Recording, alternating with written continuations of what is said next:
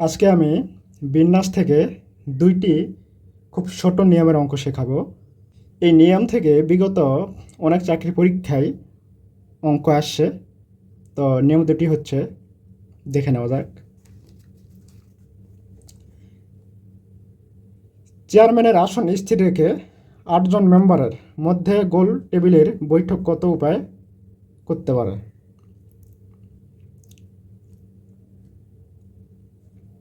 আমি আবার বলি, চেয়ারম্যানের আসন স্থির রেখে 8 জন মেম্বারের মধ্যে গোল টেবিলের বৈঠক কত কত উপায়ে করতে পারে?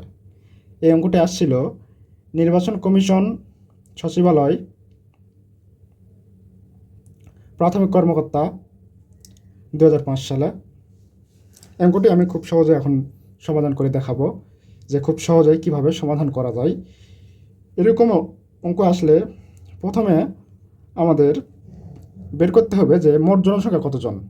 এখানে আমাদের মোট জনসংখ্যা কতজন, এখানে বলা হয়েছে যে 8 জন জনসংখ্যা 8 জন, এখানে 8 জন এবং মেম্বার হচ্ছে 1 জন।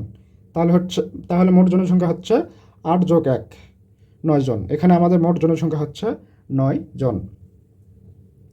আর আমরা বৃত্তাকার আকারে যদি বলা থাকে কোথাও কোনো অঙ্কে, যদি বৃত্তাকার আকারে আসনের সংখ্যা বলা থাকে বা বৃত্তাকার আকারে এরকম বলা থাকে, তাহলে আমরা একটা সূত্র সরাসরি প্রয়োগ করব। সেই সূত্রটি হচ্ছে n-1 ফ্যাক্টোরিয়াল।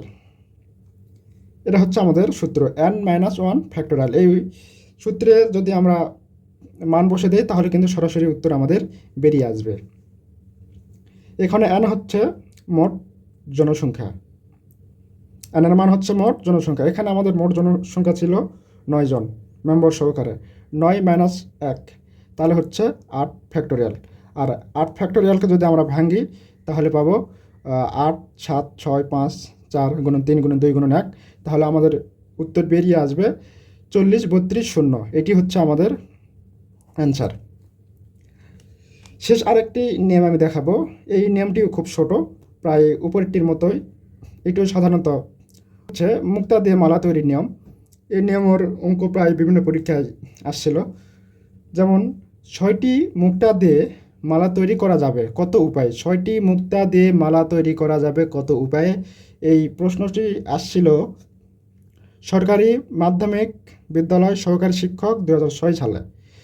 তো এই ধরনের অঙ্ক যদি আসে তাহলে আমরা সরাসরি কিন্তু ঠিক আগের মতো একটা সূত্র বসে দেব। এখানে সূত্রের সামান্য একটু পার্থক্য, n-1 ফ্যাক্টোরিয়াল ভাগ 2। সূত্রটি আমি আবার বলতেছি, n-1 ফ্যাক্টোরিয়াল ভাগ 2। এটি হচ্ছে কিন্তু আমাদের মেইন সূত্র। আর n এর মান হচ্ছে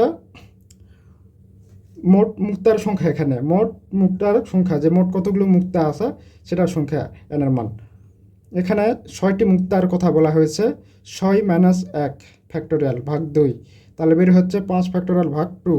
এটি হচ্ছে কিন্তু অ্যান্সার।